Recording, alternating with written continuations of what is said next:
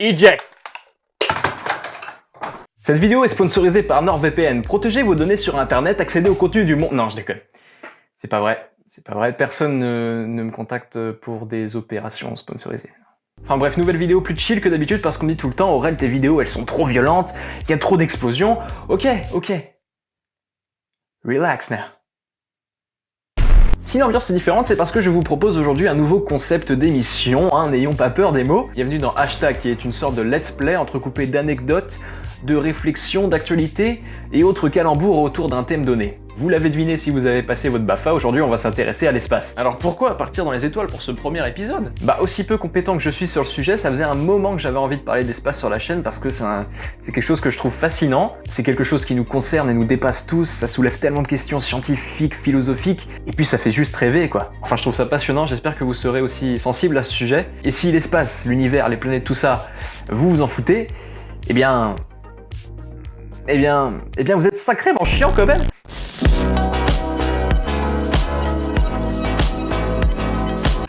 Et donc on se retrouve, j'adore cette phrase de youtubeur, on se retrouve sur Space Engine qui est une sorte de jeu vidéo, mais pas vraiment, vous allez voir, c'est plutôt un simulateur d'espace, un planétarium, vous voyez, c'est écrit là. Et quand j'ai découvert ça, quand mon frère, je te remercie d'ailleurs, m'a fait découvrir ce logiciel, j'ai trouvé ça assez impressionnant parce que vous allez voir, hop, on a l'univers tout entier qui nous est proposé. Et vous n'avez pas besoin d'avoir une bête de course pour faire tourner ce truc, moi ça va, j'arrive à peu près à m'en sortir avec mon PC. Alors évidemment personne ne connaît l'entièreté de l'univers, je pense pas, si vous dans ma respectable communauté vous connaissez l'entièreté de l'univers, n'hésitez pas à d'ailleurs le dire dans les commentaires, ça pourrait être très intéressant. Et vous voyez, regardez le sens du détail, toutes ces données sur la gauche qui vous permettent d'apprendre plein de choses, parce qu'à la fois c'est comme un jeu, on se déplace, on fait un peu ce qu'on veut, mais c'est aussi super éducatif le truc quand même. Good for Nothing, c'est aussi une chaîne d'éducation, d'accord? Ne croyez pas qu'on est là à s'amuser et à faire du saut de mouton tous les jours, non!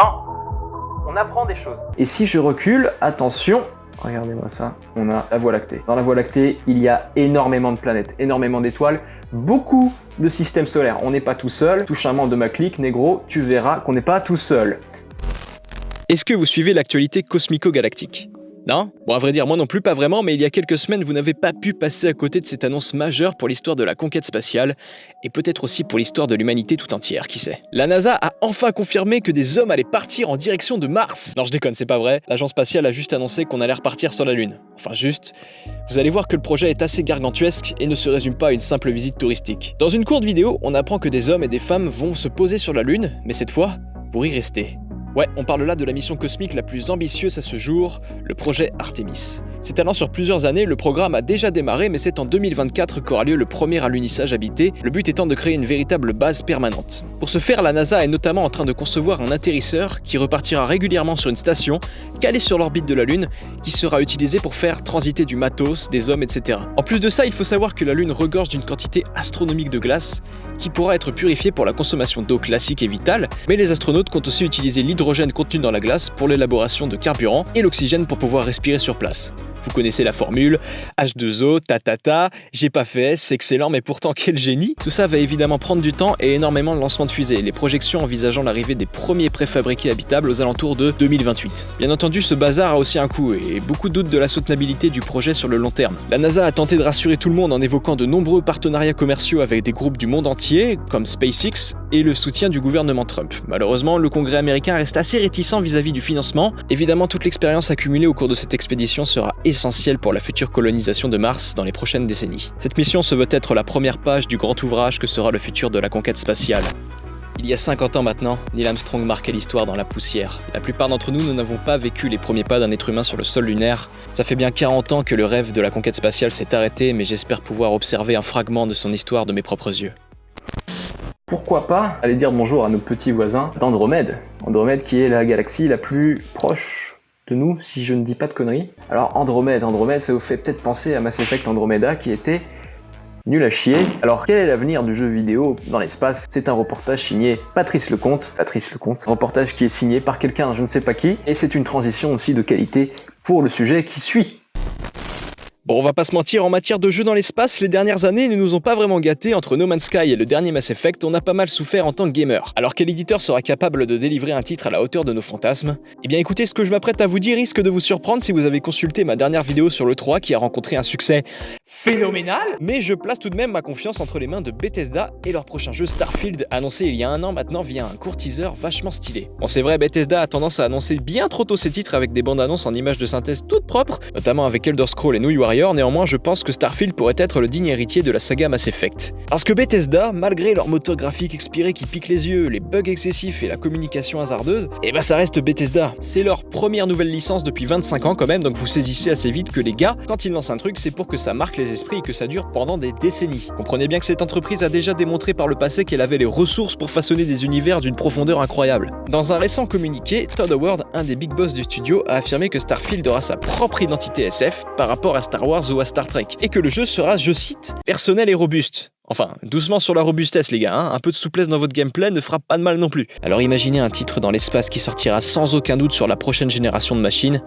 On risque d'atteindre un niveau de densité exceptionnel avec une variété d'environnements et une galerie de personnages impressionnante. C'est pas demain qu'on aura la possibilité de traverser des galaxies en vitesse lumière, alors s'il y a bien un média qui pourra nous faire rêver de ce futur quelques instants, je crois bien que c'est le jeu vidéo. Vous savez quoi, on va retourner dans notre système solaire et on va faire un petit tour du côté Saturne. Saturne qui est sûrement la planète la plus stylée qui existe. On a cet anneau autour qui est évidemment un anneau d'astéroïdes, vous le savez un peu tous je pense. On voit tous ces milliers, millions, peut-être milliards, j'en sais rien, de petits cailloux. Vous voyez que j'ai les termes techniques quand même, hein, je dis pas de la merde. Des cailloux. Alors pourquoi aller sur Saturne? Alors écoute mon pote, si on va sur Saturne, c'est parce que c'est la planète préférée de la personne dont on va parler juste après. Encore une transition incroyable. C'est parti. Connaissez-vous Fatoumata Kébé? Non plus? Oh là là, mais vous allez apprendre tellement de choses avec cette vidéo, c'est dingue ça, professeur Aurel à votre rescousse! Alors laissez-moi vous raconter son histoire, très succinctement. Fatoumata Kébé, ou Fatou pour les intimes, c'est une jeune Française de 34 ans, née à Montreuil dans la charmante petite bourgade de Noisy-le-Sec, 93 empire, toi-même tu sais. Après de nombreuses années d'études et une détermination de fer, Fatou est parvenue à atteindre ses objectifs. Elle est désormais astrophysicienne et c'est l'une des Françaises les plus influentes au monde. Voilà, je pense que vous vous doutez que le chemin n'a pas dû être de tout repos pour une personne du sexe féminin, grandissant en banlieue et issue d'une famille immigrée du Mali. Dans tous les cas, son parcours est très inspirant et force évidemment le respect, mais ce qui nous intéresse au-delà de son histoire, c'est son travail d'astrophysicienne. Elle est spécialisée dans un domaine encore peu médiatisé aujourd'hui, c'est celui des déchets spatiaux. On n'en parle pas beaucoup, moi-même j'ai découvert ça avec Gravity, mais personne ne prend vraiment ça au sérieux. Pourtant, dans une vidéo de Brut, que je vous mettrai évidemment dans la description, on apprend que si l'on continue à polluer notre orbite, on pourra même plus aller dans l'espace en 2100. Ce qui veut dire que le jour où la Terre sera surpeuplée, infertile et irrespirable, personne ne pourra s'échapper dans l'espace sans exploser à cause d'une collision avec un bout de métal. Pourquoi on la joue absolue?